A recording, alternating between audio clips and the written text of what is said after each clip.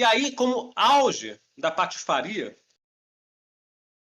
o governo promulgou, no dia 3 de junho de 1933, a Lei de Confissões e Congregações Religiosas. Enfim, essa lei, perdão, a data é 17 de maio de 33. O teor dessa lei, meus amigos, era absurdamente anticatólico. Era absurdamente anticatólico.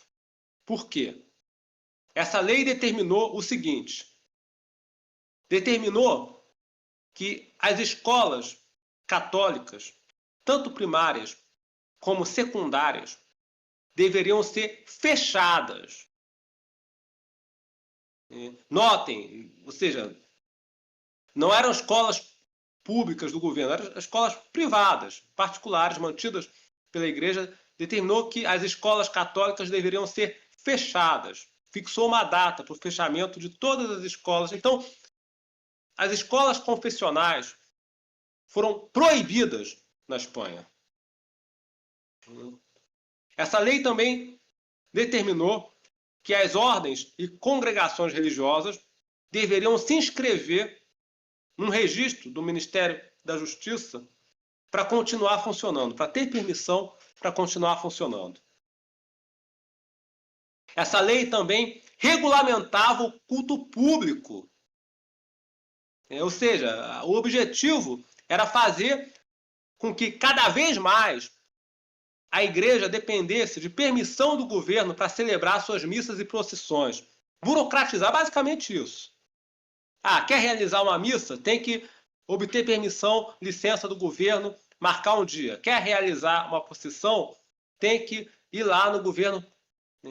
Enfim, e a gente sabe, minha gente, que o correto é que o Estado não só dê liberdade para a igreja, como apoie a igreja no culto público. Prestigie a igreja no culto público e ajude a igreja no culto público, nas celebrações. Então essa lei ia exatamente na contramão. Ela procurava restringir, burocratizar as atividades religiosas conduzidas no espaço público. Essa lei também confiscava boa parte do patrimônio da igreja na Espanha. Essa lei também atribuía ao governo a prerrogativa de vetar a nomeação de bispos. Então, por exemplo, se a igreja, que já estava separada do Estado, se a igreja quisesse nomear um bispo para determinada diocese, e o governo achasse, por exemplo, esse bispo aí é muito contra o governo, é muito recalcitrante, não deve assumir o cargo. O governo podia vetar a nomeação. Então, notem vocês, meus amigos, que esta lei, aprovada no dia 17 de maio de 1933, tinha disposições absurdamente hostis ao catolicismo. E foi exatamente essa lei que levou o Papa Pio XI a promulgar uma encíclica condenando o regime espanhol, condenando as atitudes da Segunda República. A encíclica Dilectissima Nobis, de 3 de junho de 1933. Por que eu estou batendo nessa tecla, minha gente? Vamos voltar para a situação do Brasil. Quem acompanha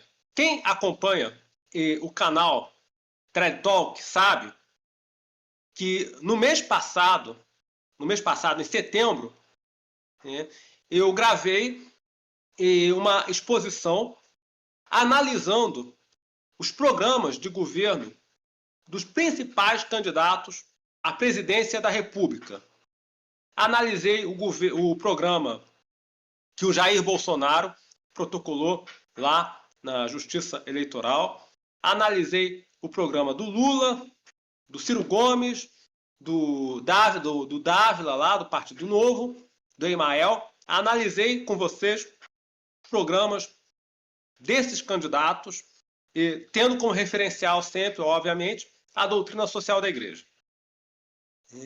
E quem escutou a gravação inteira vai lembrar que no programa do PT, eu ressaltei isso, no programa do PT tem ali um parágrafo que enfatiza a necessidade de uma reforma do ensino, né, que institua a educação, nas palavras deles, a educação inclusiva, referenciada, laica, e uma série de adjetivos ali, mas o que chama a atenção é esse adjetivo, ensino laico. Ora, o que se deduz desse dispositivo do programa do PT? Eles têm a intenção de proibir, ou pelo menos dificultar, obstruir o funcionamento e a abertura de escolas católicas. Tal qual essa lei aí, aprovada pela Segunda República Espanhola. Então, meus amigos, percebam como o padrão se repete. Então, foi essa lei que levou o Santo Padre, o saudoso Pio XI, a editar a encíclica Dilectissima Nobis, condenando as atitudes anticatólicas do regime espanhol. E eu vou fazer aqui um comentário. A meu juízo, a partir da promulgação dessa encíclica, já era legítimo iniciar um levante armado contra o governo. Por que eu estou batendo nessa tecla? Por quê? A doutrina social da Igreja estipula, tem uma encíclica, se eu não me engano, do Papa Pio IX, ele estipula lá numa encíclica que os cidadãos, os súditos, não devem iniciar revoltas armadas contra o governo, enfim. Bem, isso aí é exceção, né? Enfim, que pelo menos as revoltas armadas contra o governo devem ser uma exceção e não a regra, ainda que seja um governo ruim. Mas, a meu juízo, a partir do momento em que a Segunda República Espanhola foi formalmente condenada pela Igreja, já se tornou legítimo pegar em armas contra o regime. Então, se até 1933 era discutível fazer ou não oposição ao governo pelas armas e não só pelo voto, e a partir dessa encíclica aí, minha gente, a meu juízo, já se tornou legítimo pegar em armas, conspirar para derrubar o governo à força mesmo. Me corrijam os padres da tradição se eu tiver errado no meu raciocínio. Claro que no caso de um governo iníquo, a oposição legal dentro da lei deve ser a regra e a oposição violenta deve ser a exceção, ou pelo menos algo a ser evitado. Mas a partir de um certo ponto, o levante armado se torna legítimo mesmo, supondo que tenha boas chances de dar certo. A partir de certo ponto, o levante armado se torna legítimo. Não sei se eu estou errado no meu raciocínio.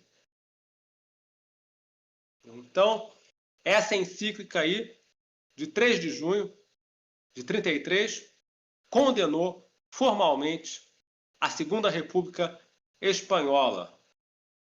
Pois bem,